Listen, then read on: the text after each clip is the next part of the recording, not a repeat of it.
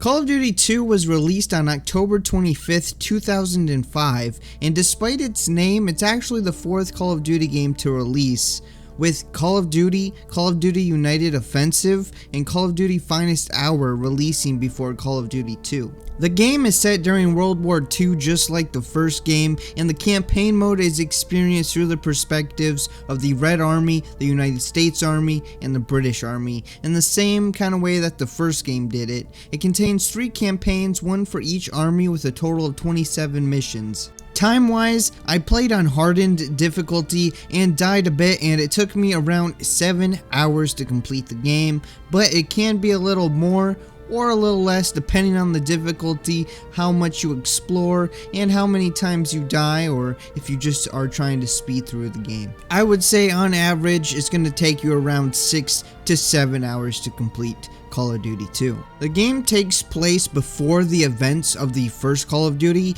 and it's kind of weird that games do this, but Call of Duty takes place after Call of Duty 2, and Call of Duty 2 takes place. It's kind of like a prequel to Call of Duty, so that's kind of weird. I always think it's weird when games do that, or just anything in general. They release they have the original, and then the next release is a prequel to the original release. It's kind of, I don't know, I just find it weird. Just do the prequel first. But then again, usually what happens is the original is so successful that you want to know more about the characters, and usually the prequels, they make a prequel to show off basically, or to show you, or to explain basically what happened to those characters or how those characters got there. But yeah, it's kind of weird when it's the first one is a sequel to the second one. I'm not even talking about Call of Duty 2 anymore, so let's get back to that. Also, I'm going to mention that this was my first time playing Call of Duty 2 recently. I've never played the game before, so I don't have any like memories of the game, though I'm pretty sure I played Call of Duty 3, but that's a different story.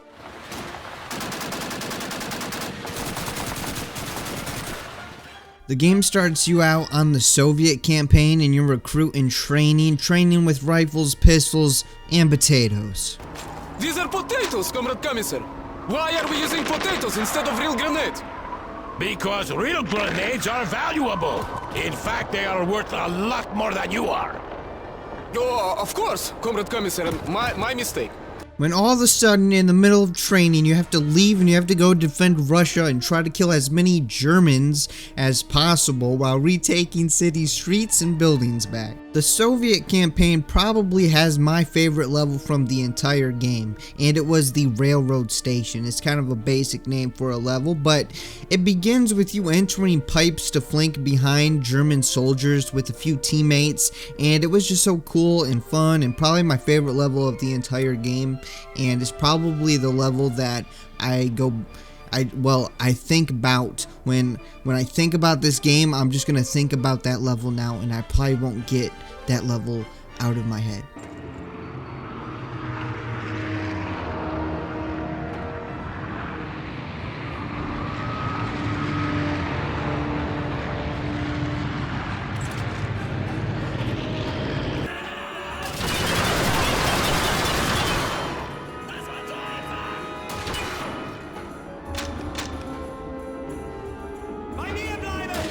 The second campaign is the British campaign. Well, it's also kind of like mixed in with the American campaign, because you have to play some of the American campaign to finish the British campaign. But anyways, the second campaign is the British campaign, which takes you around Africa, led by, yes, you guessed it, the one and only Captain Price. Okay, well, it's obviously not the same Captain Price that you probably think of today, but it was the first version of Captain Price, or technically it's the second version, because Captain Price was also in the first Call of Duty game, so I guess this would be the second version of Captain Price, but he's still the same character as the character of Captain Price in the first Call of Duty game. I'm starting to confuse myself now, but it's the same. Call of Duty 1 and Call of Duty 2 have Captain Price. It's the same Captain Price, and if you want to see the original Captain Price's story, you'll have to play Call of Duty 2 and then Call of Duty 1. Don't play Call of Duty 1 then Call of Duty 2, because again, Call of Duty 2 is a prequel.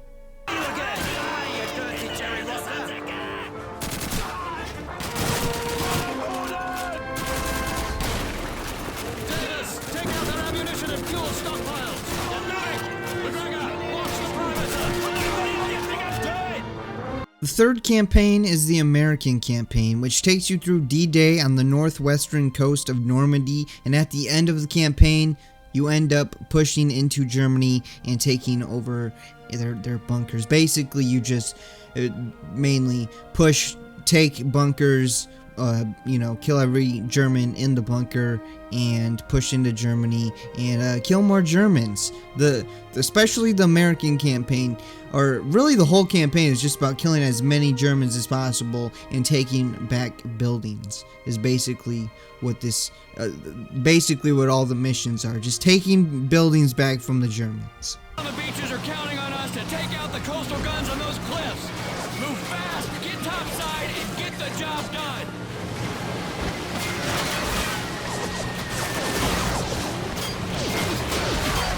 Incoming! Get down! This is it!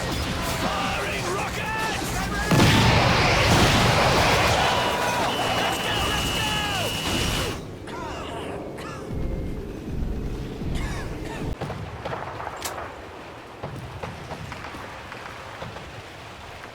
This game kind of has a similar cinematic feel to me as World at War, because it has like these real world footage, like videos and stuff, black and white mixed with gameplay. But there is an in-game cutscene with in-game graphics, but it's only at the end, and there's only one. All the other cinematics are the black and white videos of World War II, which I kind of like. And it also has some narration, kind of like other Call of Duties. I mean, if you played World at War, World at War probably did it the best. But I'm gonna be honest here. The only characters I really remember after playing the entire game is Captain Price. That's about the only character I really remember, and I feel like the only reason I really remember him is probably because I was just surprised to see Captain Price, to see his name, and to see the character Captain Price in the game. So that's probably the only reason I really remember Captain Price. But otherwise, I don't really remember the other characters, to be honest. But hey, that could just be me.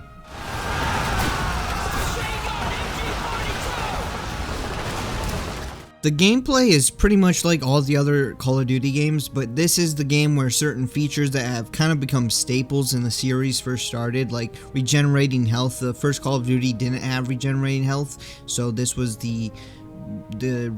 first time, one of the first times regenerating health was in Call of Duty. And the gunplay is also as great as always. All the guns feel good to use, but one thing I thought was weird is that there were no shotguns, or at least after playing through the entire game, I never seen or used a shotgun in the campaign. That is, I know there's a shotgun in multiplayer, but it doesn't seem to be in the campaign for some reason, and I never found a shotgun.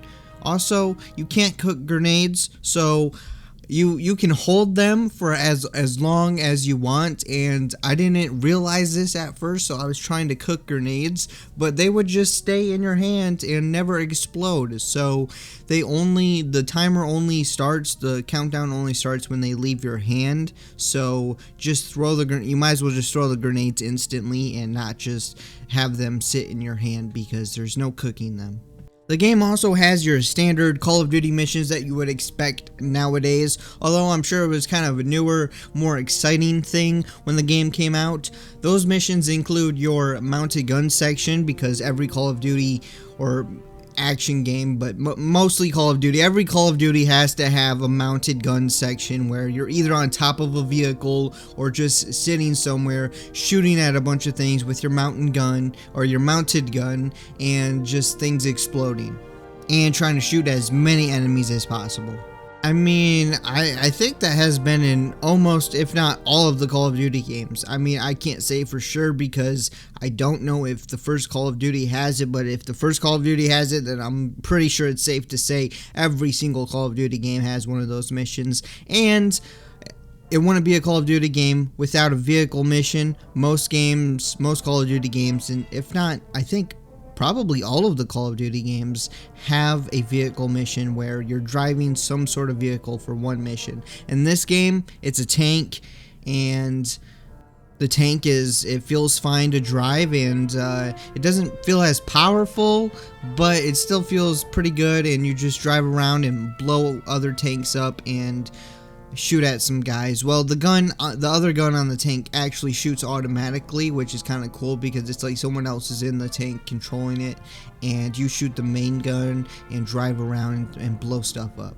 Also, in the Soviet campaign, there are tanks that you have to deal with, and the problem is you don't have rocket launchers and grenades don't do anything, so you have to stick explosives, I think it's like TNT or something, it kind of looks like dynamite or something, on the tank. And at first, I was kind of hating it because you have to, it just seemed kind of not fun and kind of dumb to like try to run up and like slap something on the tank, and it didn't seem cool at first, but then I ended up kind of liking it because it kind of felt like a mini boss fight, and I don't know, I just ended up liking that mechanic, and I guess it was a good thing because you have to stick explosives on the tank tanks plenty of times throughout the game, and each one kind of feels like a mini boss. Like you gotta sneak around and try to outmaneuver the tank and without trying to get blown up, and slap a piece of TNT or something on the tank.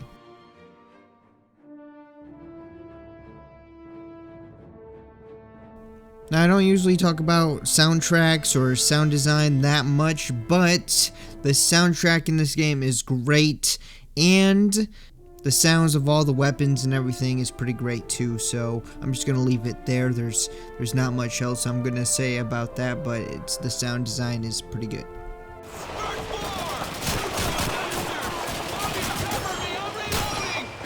This game came out in 2005, but this game got praised for the graphics when it came out, and I can see why. For coming out in 2005, it actually looks pretty good. Of course, the graphics for games are always subjective for the most part, but you know, you can see the graphics in the background, and I'm going to stop talking now and run a montage of some of the missions, and you can see the graphics, and you tell me what you think in the comments below.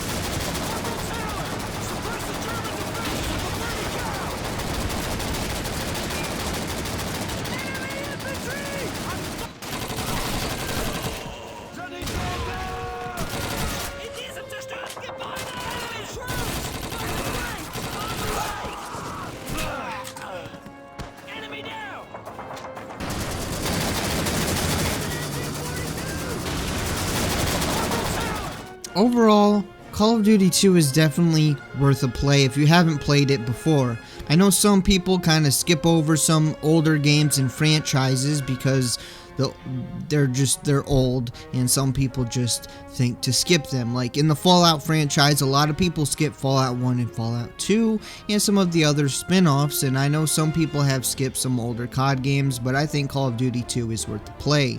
The only problem with this is the other Call of Duty games also sometimes, well, actually all of them have this problem, and it's, why is this game still $20 on Steam? It came out like 17 years ago. It should be like $5 by now, not $20. And this is like all the problems with, like, except for like Advanced Warfare and Infinite Warfare, for some reason those games are like $20 and you get the game and all the DLC, probably because those games did the worst out of all the other ones. But like Black Ops 2 is still $60. What is going on here? But hey, that is another rant for a whole nother 2-3 hour video. I'm just kidding, maybe not that long, but that's a rant for a different video, and that is going to be it for this video. So I hope you guys enjoyed it. If you did, make sure to hit that like button, leave a comment below, tell me what you guys think about Call of Duty 2, and if you haven't already, hit that subscribe button because you want to be subscribed. I'll see you guys next time.